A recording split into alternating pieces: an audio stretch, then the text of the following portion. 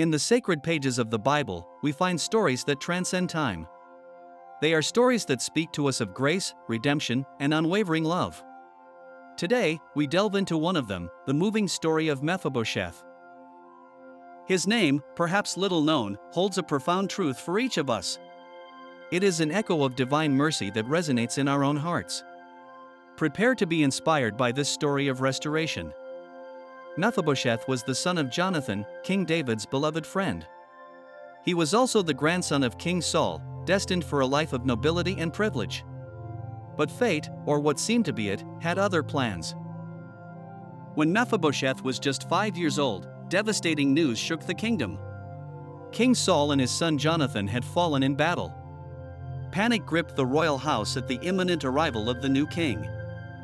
In the midst of the chaos, his nurse hurriedly picked him up to flee.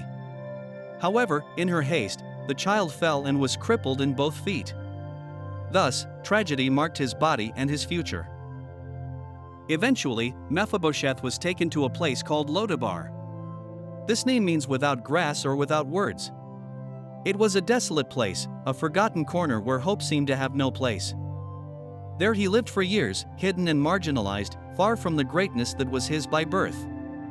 His disability and his lineage condemned him to an existence of anonymity and poverty. He was a forgotten prince in a place of desolation.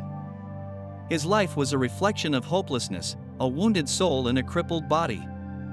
Mephibosheth represented those who feel abandoned, worthless, living in their own personal Lodabar. Meanwhile, King David had consolidated his throne and kingdom.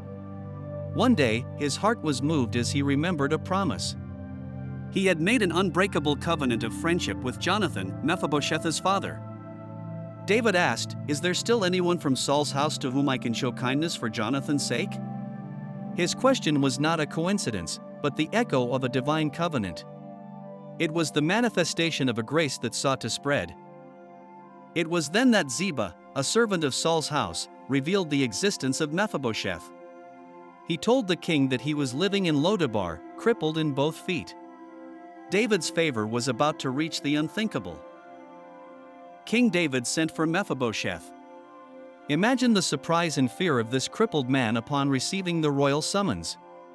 He surely thought he would be executed, as was customary for the descendants of previous kings. With a heart filled with apprehension, Mephibosheth appeared before the king. He bowed face downward, expecting the worst. His humility and fear were palpable in every gesture. David, with a voice full of compassion, said, "Do not fear, for I will surely show you kindness for Jonathan your father's sake." These words must have resonated like a balm in his wounded soul.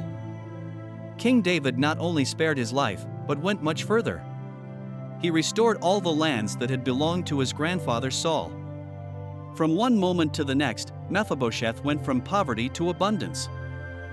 Furthermore, David made her an even more astonishing promise. He said, "And you will always eat at my table." This was an invitation to intimacy, to the royal family, to an undeserved honor.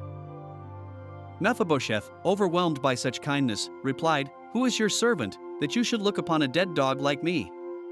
His response reveals the depth of his astonishment and his sense of unworthiness. From that day on, Mephibosheth ate at King David's table, like one of his own sons.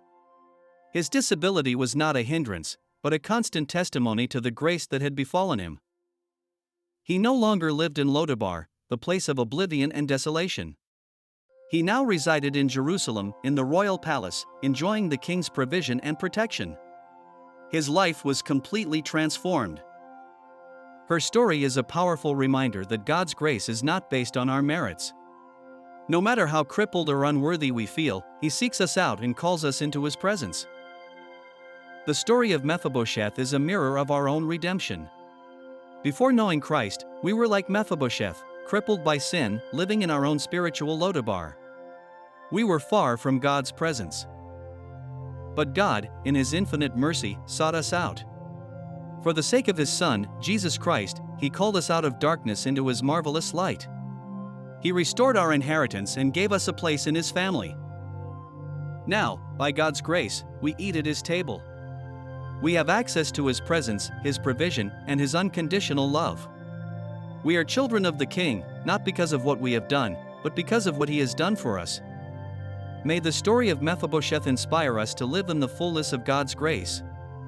Let us not allow our limitations or our past to define us. The King has called us and given us a place. If you feel crippled, forgotten, or unworthy, remember Mephibosheth. The King seeks you, calls you, and invites you to his table.